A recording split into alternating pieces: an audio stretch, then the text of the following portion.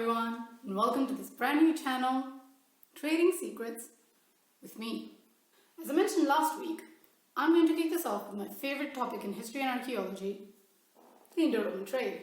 This video is one of two parts that I will make about this topic for now, starting off with what exactly is or was the Indo-Roman trade, who were the players, and how did they go around.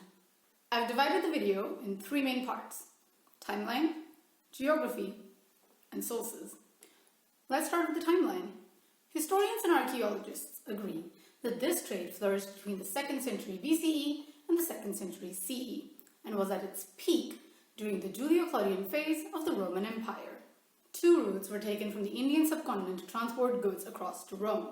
The northern route that joined the Silk Route, which was land-based. The second, a sea route, taken across the Arabian Sea from the western ports of peninsular India through Egypt into the Mediterranean. The northern land-based route was controlled and governed by the Persians in collaboration with the nomadic tribes of the steppes. It wasn't always the most reliable one, as disputes between the tribes or the local kingdoms often caused delays and was under the threat of bandits. The sea route, on the other hand, was a lot safer and swifter. So that's the one we're concerned with for this series. But why did Rome see this trade at the time?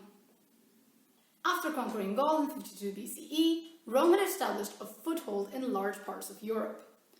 But what empires need to grow and prosper, however, are large cities, skilled craftsmanship, and taxable revenues. So Emperor Augustus needed to turn his eye towards the east, specifically Asia, where resources were much more readily available in the lands of plenty. Coming now to geography.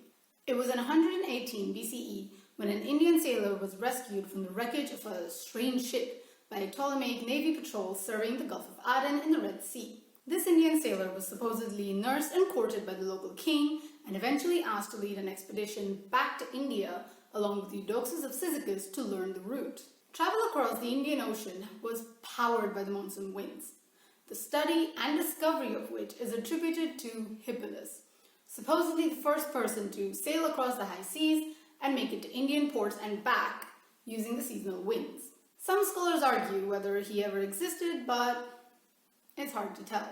Moving forward a few years, Strabo in the 1st century BCE writes about 120 ships setting sail from the Egyptian port of Myos Hormos, headed towards Indian shores every year and bringing back Indian goods and artifacts. If you set sail from the Horn of Africa at 12 degrees north, then the winds should carry you to Indian doorsteps. The ships would depart roughly around July and reach the Indian shores by August, and head back to Egypt around October. The regularity of the monsoon winds helped plan the voyages down to the last day. Just how we expect the monsoon winds to arrive by the first week of June today, they knew exactly when the winds would start changing. It was like clockwork. The monsoon winds made travel effective and reliable. The traders were mostly Egyptians. The Indians hardly ever ventured beyond the Gulf of Aden. Why? We're not really sure. Now, let us look at the exact route these fine gentlemen took. Merchants would set sail from Italian ports such as Brindisi and Ostia to get to Alexandria. From here, they headed south down the river Nile towards the city of Coptos, where they loaded and unloaded eastern goods brought over from the Red Sea. Everything here was carefully monitored, governed, and taxed. The traders had to cross the eastern desert on camels to get to Myos Hormos or Berenike, which were the two main ports that flourished under the Roman rule in Egypt. From here, they utilized the northern winds to travel along the Red Sea until the Gulf of Aden, to be eventually split into two different branches. One that would sail to the northern ports of India, and the other would visit the southern ports. These were aided by the southwestern monsoon winds to travel with the added speed of the open seas. In northern India, they stopped at the ports of Barbaricon, Barigaza, or what we know today as Bharuch in Gujarat, heading south via Sopara, Chaul, Mandagora, and so forth. The second branch that sailed the open seas would arrive at Muziris in Kerala and gradually head towards Arikamedu in Tamil Nadu. This trade route between the Mediterranean Sea and the Indian Ocean has proven to be incredibly important throughout history and in modern times. The trade across the Suez Canal currently is one of the world's most heavily used shipping lanes. Empires in the past have always known the potential of this particular route. The Venetians wanted to dig out a canal there in the 15th century CE. So did the Ottomans. There are even ancient sources mentioning the attempted construction of a canal back in the 19th century BCE by the ancient Egyptian pharaohs. And finally, we end up with a modern-day Suez Canal that was completed in the late 19th century CE, nearly 4,000 years later. Now, coming to sources, what proof do we have that any of this happened? And how did we even know about each other?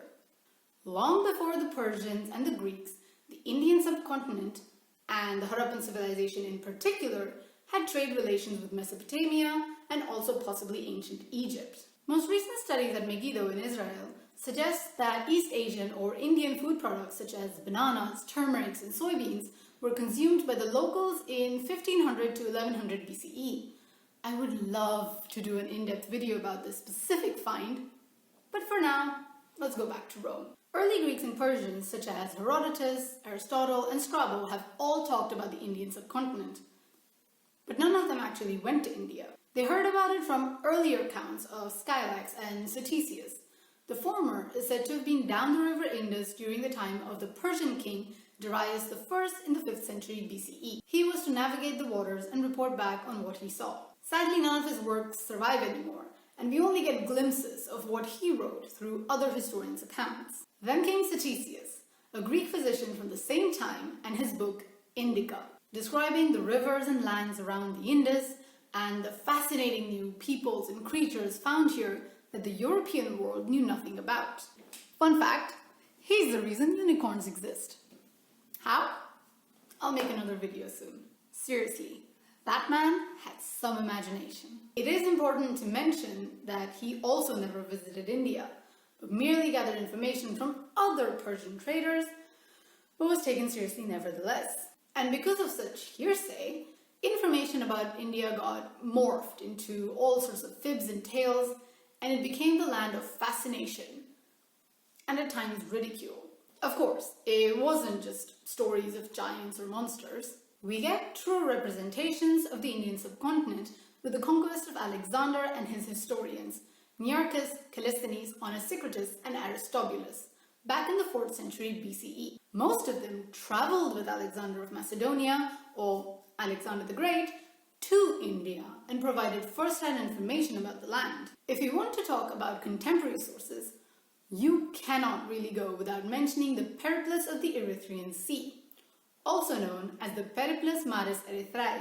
This is a classical account of 66 paragraphs of an anonymous merchant believed to be of Greek origin birth and based on the type of Greek used, possibly born somewhere around the 1st century CE and probably a dude. His travelogue mentions the route taken by the merchant ships from the Roman Egyptian ports near the Red Sea and across the Arabian Sea to reach the Indian shores. He goes into a lot of details of which articles were picked up where and sold at which ports, along with the names of the royal patronage at different ports, the taxes they were levied upon arrival, and the value of the traded goods. Secondly, we have Pliny the Elder. This fellow had a lot to say, and in his Natural History, he passes critical comments on the noticeable increase in popularity of Indian products in the Roman society, which, more often than not, is mostly him bitching about the rise in consumerism and what it's doing to the women in the Roman society. He also thought that order and manner were brought to the uncouth Indian subcontinent only after the arrival of Alexander and his generals. Well, I'm sure we can pass some critical comments on him some other time. India also found its way in romantic tales with odd mentions of lavish kings purchasing Greek women and attempting to enslave them, only for them to run away and be rescued from their clutches. And this was nearly 2,000 years ago. It shouldn't be a surprise then that the West still mostly thinks of India as some random exotic place. I mean, look at the hippies. So what did the Indian subcontinent have to say about Rome at the time? Well, it's hard to say. Besides Sangam literature, there aren't that many Indian literary sources we can cite.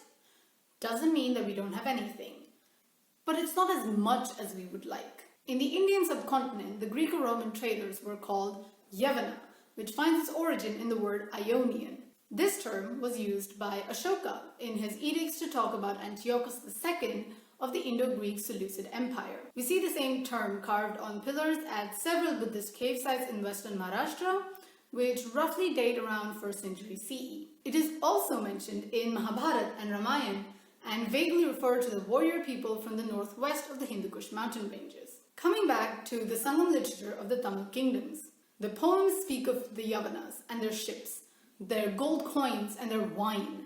They talk about the clothing of the Yavanas, their fighting prowess, and even their service to Tamil kings as bodyguards. Puram poems and Sangam literature have made mentions of a Pandyan delegation to meet with the Roman Emperor Augustus after his victory over Egypt. It talks about the Romans trading wine and gold in exchange for pepper. And as for the archaeological sources, we'll cover that next week, because there's a lot. So that's a general overview of the Indo-Roman trade at its height. In my next video, we'll cover what India gave to the Romans and how it changed their lives and society, and vice versa. Other than making an adult man cry, what other powers did the Indian spices have over the mighty Rome? If you like this video, don't forget to like, share, and subscribe. And let me know in the comments if there are any topics you'd like me to dig deeper into. I hope you join me next week where I'll be trading more secrets. Bye-bye!